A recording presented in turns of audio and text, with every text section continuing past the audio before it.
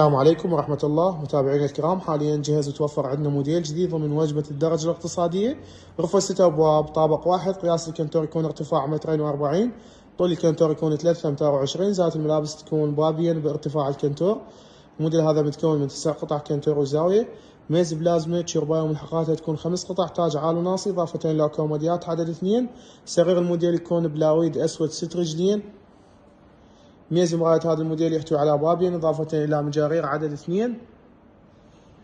النوع هنا يكون الدوشق والشازلون حسب الطلب إضافة. نتحول لكم على التقاطيع الداخلية لهذا الموديل. أبواب المتصلات اللي بالطرف يحتوون على بورت علاقة، نظام التفسيخ والشبكة في صنوع رمادة على طول الباب. الداخل يكون معاكس خشب أبيض 3 ملم، والخارج يكون MDF حفر بالخشب 5 ملم بهج التحشاء هذه.